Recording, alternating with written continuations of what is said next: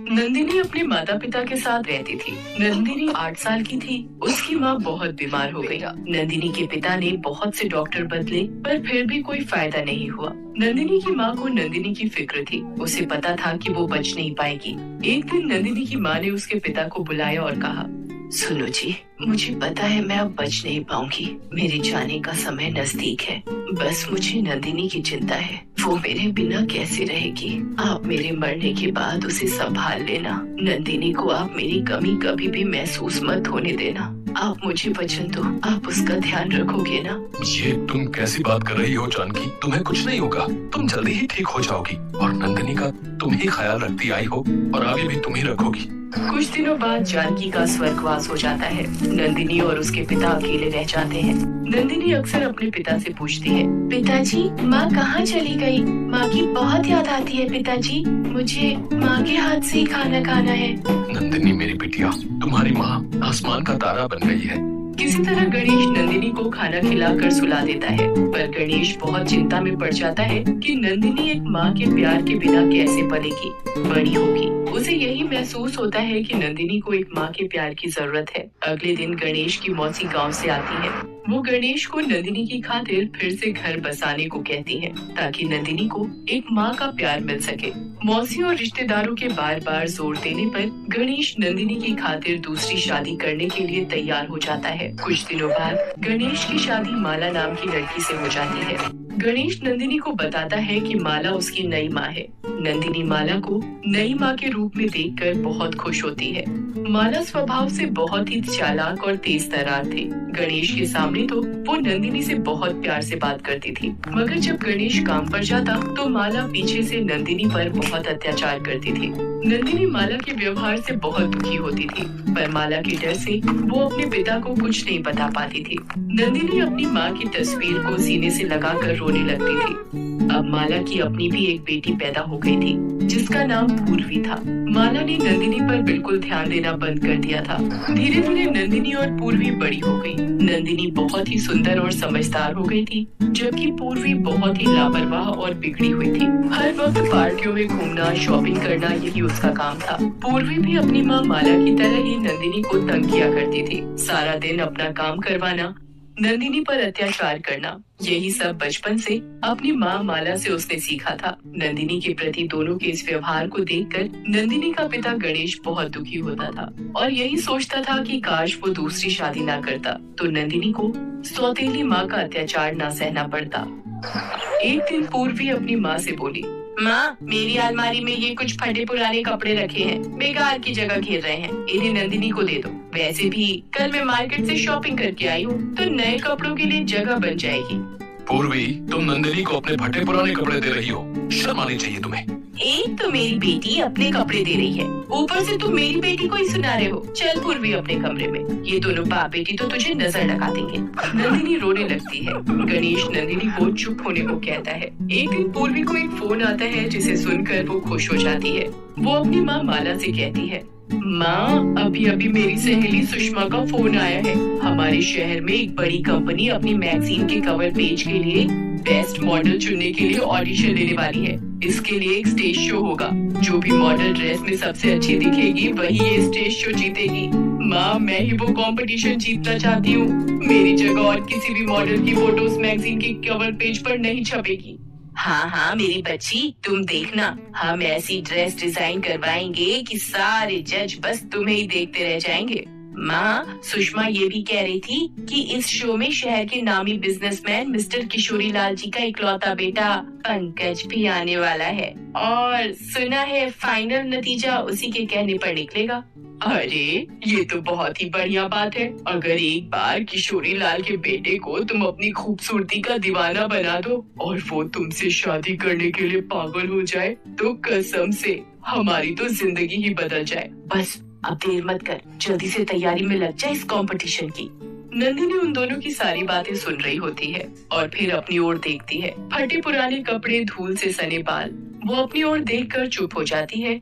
गणेश नंदिनी को उदास होता देख उसके पास जाता है और उससे कहता है, नंदिनी मेरी बिटिया, आज तेरी इस हालत का जिम्मेदार मैं हूँ। न मैं दूसरी शादी करता और न ही माला जैसी अत्याचारी सौतेली माँ तुझे मिलती। मैं तो तेरे लिए माँ लाना चाहता था, और माला से शादी करके मैंने तुझे सौतेली माँ दे दी। मुझे जानकी ने तुम्हारी देखभाल के लिए जिम्मेदारी सौंपी थी, पर मैं जानकी को दिया वचन नहीं निभा पाया। मुझे माफ कर दे बिटिया। नहीं पिताजी, आपको माफी मांगने की जरूरत नहीं है, और आप रोइए मत, नहीं तो मेरा मन भी दुखेगा। गणेश उदास मन से वहाँ से चला जाता है। वो उस वक्त कुछ नहीं कर सकता था। कुछ दिनों बाद कंपटीशन की तारीख होती है। शो वाले दिन पूर्वी अपनी माँ के साथ तैयार होने ब्यूटी पार्लर चली जाती है। नंदिनी उदास मन से रोते हुए अपनी माँ को याद करने लगती है। माँ, पिताजी बचपन में समझाया करते थे कि तुम आसमान में तारा बन गई हो। माँ, आज मुझे आपकी बहुत याद आ रही है। आज मैं अपने आप को बहुत अकेला महसूस कर रही हूँ। माँ, तुम कहाँ हो? मेरे पास आ जाओ माँ। रोते रोते नंदिनी की आंखों के आगे चमकीली रोशनी आ जाती है, और उस रोशनी में उसे अपनी माँ दिखाई देती है। वो नंदिनी को पुकारती है। क्या हुआ मेरी बच्ची? घबरा मत, मैं तो तेरे पास ही हूँ। आ, मेरे गले से लग जा मेरी बच्ची। माँ, तुम क्यों चली गई? मुझे यहाँ अकेले बहुत डर लगता है। मैं क्या करूँ माँ? अब तुझे कोई तंग नहीं करेगा। माँ, मैं भी नई माँ को अपनी माँ मानती हूँ, फिर वो हमेशा मुझसे भेदभाव क्यों करती है? आज भी प्रतियोगिता के लिए वो पूर्वी को ही तैयार कर रही है। तू रो मत नंदिनी, मेरी बच्ची। मैं तुझे ऐसी चीज दूंगी जिसे पहनते ही तू किसी परी की तरह सुंदर दिखने लगेगी। ये ले नंदिनी, ये जादुई चप्पल है। इसे पहनते ही तेरी वेशभूषा बिल्कुल बदल जाएगी। पर याद रखना, अपना चेहरा छुपा कर रखना, ताकि माला या पूर्वी तुम्हें पहचान न सके। पर एक बात का ध्यान रखना, रात 12 बजे से पहले तुम्हें लौटना होगा, क्योंकि इस जादुई चप्पल का जादू रात 12 बजे के बाद समाप्त हो जाएगा। नंदिनी जैसे ही जादुई चप्पल पहनती है, वैसे ही बहुत ही सुंदर साड़ी पहने वो तैयार हो जाती है। नंदिनी की वेशभूषा बहुत ही सुंदर होती है, जिसमें नंदिनी बिल्कुल एक मॉडल की तरह तैयार हुई दिखाई देती है। नंदिनी अपने आप को देखती है।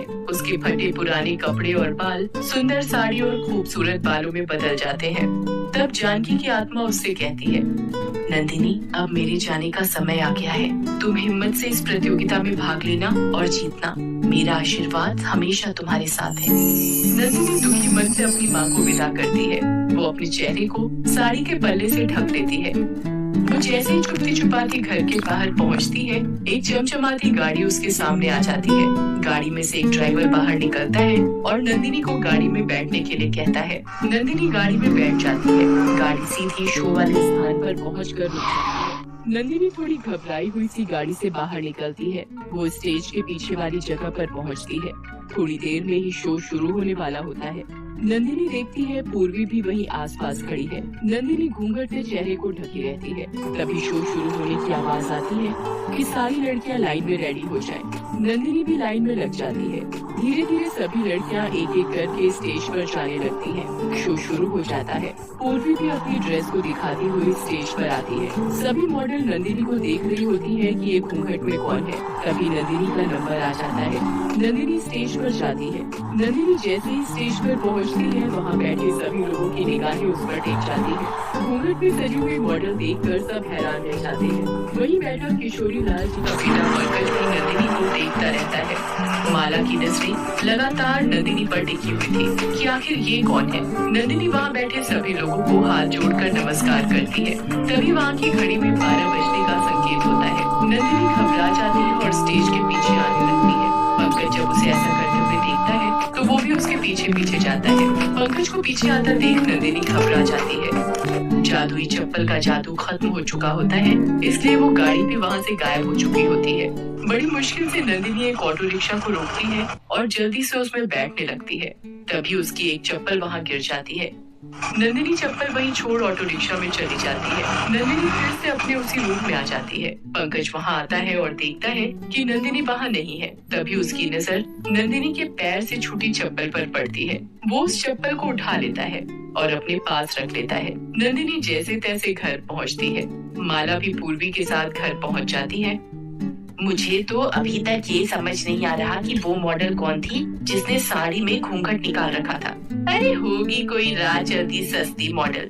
ये सब छोड़ो माँ, बस तुम देखना, ये खिताब तो मैं ही जीतने वाली हूँ, क्योंकि पंकज की नजरें सिर्फ मुझे ही देख रही थी।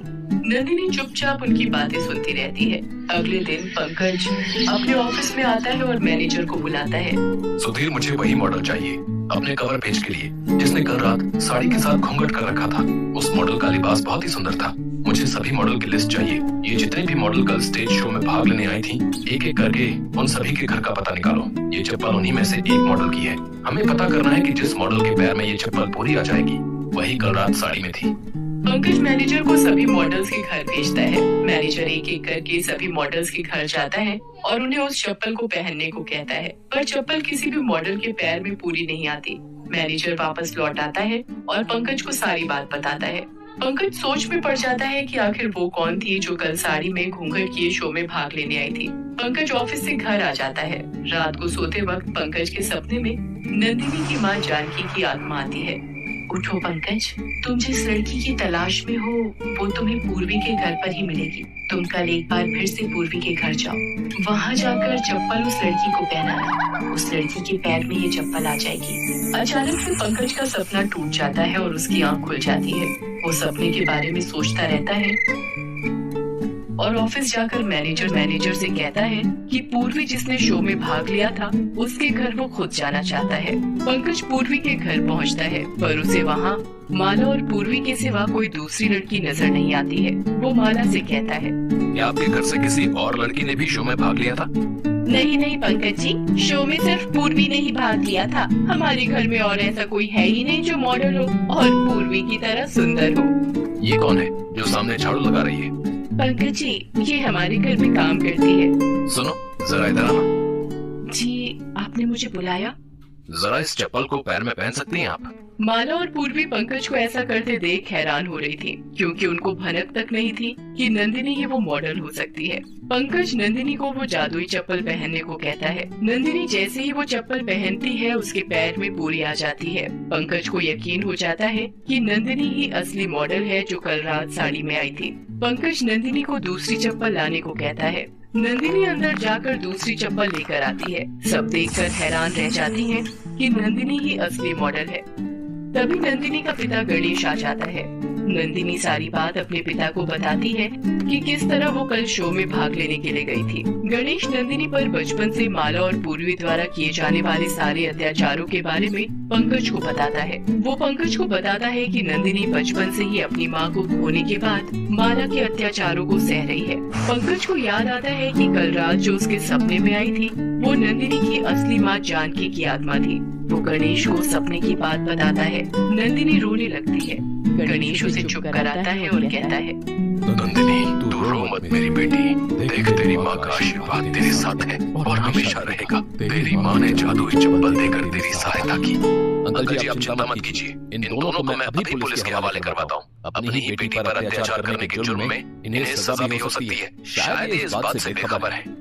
नहीं पंकज जी, ऐसा मत कीजिए। ये मेरी माँ और बहन जैसी भी हैं, पर है तो मेरी अपनी ही ना। मैं अपनी माँ को और अपनी बहन को जेल में नहीं देख सकती। ऐसा मत कीजिए पंकज जी, पुलिस को मत बुलाइए। तुम दोनों देख रही हो, तुमने इस पर कितने अत्याचार किए, कितने कष्ट दिए, फिर भी ये लड़की आज भी तुम दोनों का ही ध्यान रख रही है। तुम दोनों के बारे में ही सोच रही है। अब तो सुधर जाओ तुम दोनों, भगवान से थोड़ा तो डरो। नंदिनी की बातें सुनकर माला और पूर्वी दोनों रोने लगती हैं और माफी मांगने लगती हैं। नंदिनी उन्हें माफी मांगने के लिए मना करती है। नंदिनी की आंखों में खुशी के आंसू होते हैं। उसे अपनी माँ और बहन मिल गए थे।